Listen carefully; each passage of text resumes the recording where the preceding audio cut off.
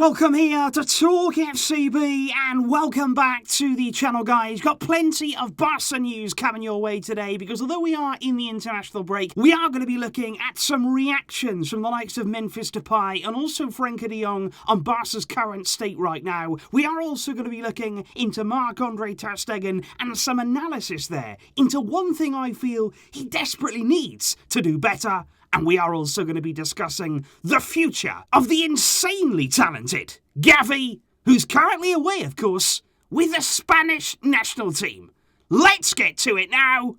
Come on. Because if we do indeed start here with Memphis Depay, because I was actually very interested to hear what Memphis had to say there, away on international duty, away from Barca. There had been some suggestions that he was not happy, that he maybe regretted coming to the club, and he was actually asked about it there in an interview with ESPN in the Netherlands on Monday. But Memphis batted away those suggestions, and I was really actually encouraged by what he said. He said, "How could you even ask me that?" He said, "It's Barcelona." He said, "I don't think you understand how big this club is and what it means for a player if you move to a club like this." He said, "I would never, ever regret this move." And I think that's something we have to bear in mind, and particularly there when you're talking about rival fans, because we're getting a lot of comments right now. Of course, Barca are in a bad situation financially, on the pitch, off the pitch, all of this kind of stuff, and people seem to believe that we're just going to disappear, that we're just going to go away and never come back. But you have to understand, this club is massive. We are still one of the biggest clubs in the world. We will remain there, and we will get back. That is a very, very important message that we do have to send out, even if we are a bit low right now. Memphis said, despite the results, I'm really happy at the club. He said it has been a difficult time for the team, and I don't want to talk about that too much. He said, because people are acting like the season is over already. He said, but there are still many more games to play.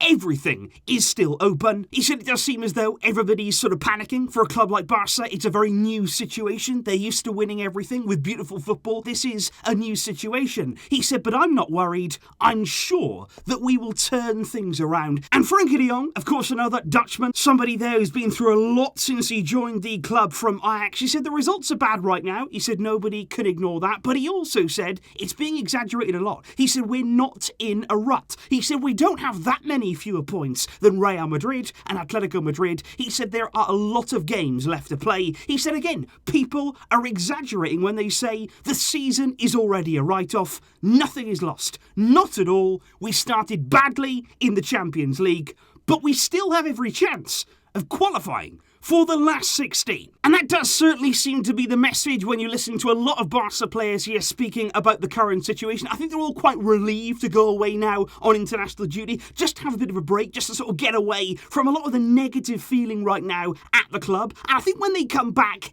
it's a massive, massive time, not only for the players, but of course for Ronald Koeman as well. There is a belief that those next 3 games, that those next few weeks after the international break, they will be make or break for this club. We've got big games, we've got to win them, no question about that, to keep our season alive. Because I don't want to come on here to Marc-Andre ter Stegen, and this is basically on the back of actually a message that he posted yesterday on social media. And often ter Stegen is one of those that after defeats, after losses, he does come out with some posts that are sort of looking to the future, looking to some improvements. Some people don't really like that. He does often come under quite a bit of criticism, but I do have to say that before the last 2 games, ter Stegen for me was looking really good. I think especially against Bayern, he made some very, very good saves. He could do nothing about the 3 goals that we conceded. Against Granada he played well, and against Cadiz he was absolutely outstanding. Massive saves from him to keep us in that game. But then the game against Benfica, then the game against Atletico Madrid. Again, some cracks started to appear for me in those performances from ter Stegen. Against Benfica, of course, the first goal, he was beaten at his near post. He probably could have and should have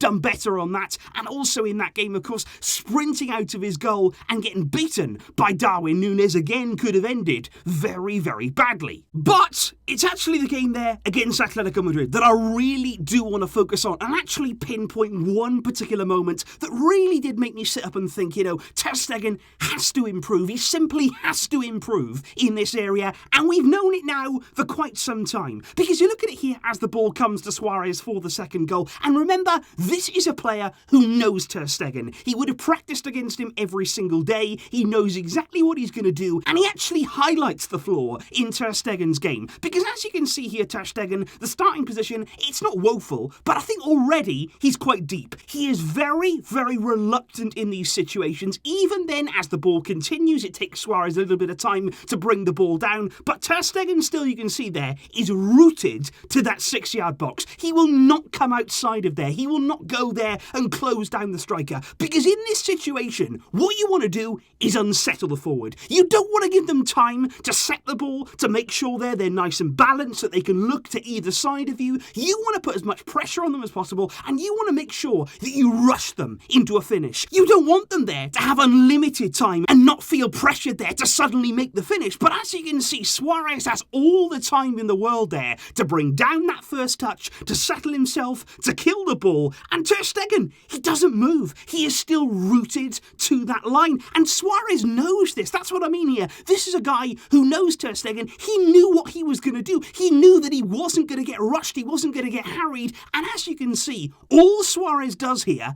is waits, because he knows, having watched ter Stegen for many, many, many days, that he's going to commit himself. Because once there, he goes down, he commits himself slightly to the left-hand side, and Suárez just waits. He waited and waited and waited and waited and waited, and then ter Stegen committed himself, and it was an easy finish in the end. And that's something that has to improve. We have said for a long time now that ter Stegen has to be more comfortable coming off his line, and I don't mean against Benfica when he's charging to the halfway line. I just mean in these one-on-one situations. Don't get rooted there to that 6-yard box. Come out, be brave, really spread yourself, make yourself big there, put pressure on the forward, because if Suárez, a top-level forward there, knows what ter Stegen is going to do, you can guarantee the other very, very good centre-forwards around the world, they're going to be watching tapes, they're going to be watching lots of clips there of this same setup. They are going to be aware of what ter Stegen does, and it's not the kind of habit that you want to keep in your game. Speaking, though, about Luis Suárez and, of course, the goal that he scored against us, ultimate respect in terms of the celebration there. Clearly, it meant a lot to him to score that goal, but he didn't overdo it. He did show a lot of respect to the club. And you could also see it, I feel, with a really nice gesture towards Gavi, because actually there he went up to Gavi and he actually said to him, congratulations. Now, we don't know whether that's, due to his Spanish call-up. Maybe it was due to the fact that Gavi was starting in a game against Atletico Madrid, but Suárez there approaching him, a little embrace. You could see Gavi was actually taken aback by it. He didn't expect that from Suárez. It was very, very unexpected, but he's clearly very, very happy to receive that. And it was a nice moment, I feel, from Suárez, who, like I say, showed us ultimate respect. But I do want to talk about Gavi, because after the game against Atletico Madrid, like I say, big game for him. Really nice to see him get a start. I thought he played very well. He handled the pressure very, very well, I feel, in a game of that magnitude. But he was actually asked after the game about that Spanish call-up. The fact there that he has been included in Luis Enrique's first team squad at the age of 17. To be called up to your national team,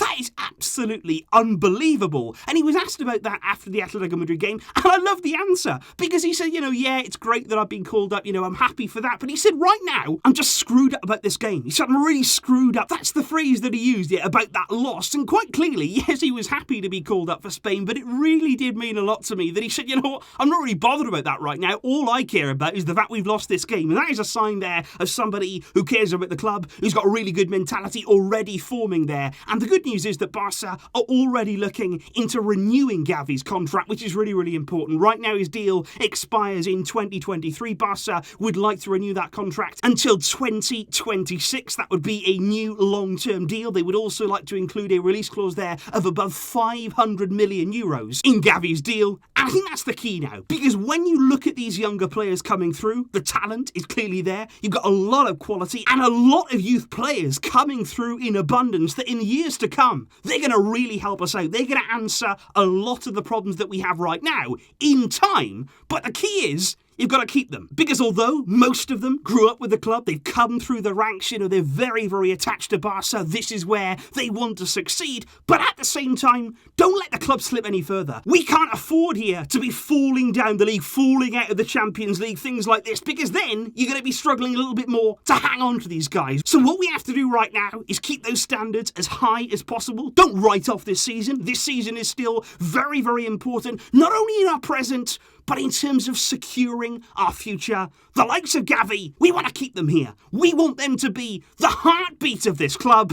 And I'm absolutely sure the likes of him, Ansu, Pedri, they're going to sign new deals. And that will be massive for this club. Finally though guys, just before we do end in today's video, I do of course want to give a special shout out to Barça FEMENI, who were in action last night in the Champions League. They played there against Arsenal, who are actually top of the Women's Super League in England, but Barça FEMENI, they wiped the floor with them. They absolutely dominated this game from start to finish. In the end there, they won it by 4-1. Could have been even more. They missed a penalty there in the final moments. It was an absolute demolition. Oshola was brilliant. Martins, we all know about her quality, and it's just the perfect start here to, let's not forget, Barça FEMENI defending their Champions League title. The men, I feel, could learn a lot from the women, who were outstanding and really showed not only a great result, but great football along the way too. Well done to them, and it's nice to see a Barca team doing well. So please guys, do let me know your thoughts in the comments down below there on the words of Memphis Depay, and also of course Frenkie de Jong reflecting on our current situation. Do you agree with those words? Do you disagree? Please do let me know down below. Also of course, what do you think there of that second goal, the Suárez goal there, and ter Stegen, the way that he approached it? What do you feel he needs to do to improve and raise that level right now of his game? And of course, let me know all your thoughts on Gavi and the future of Barca. I'll be seeing you very soon with more videos to come. I hope you're all enjoying a little bit of a break and enjoying the peace of this international period. I will be seeing you soon though with more videos to come. But until next time, as always, Visca El Barça.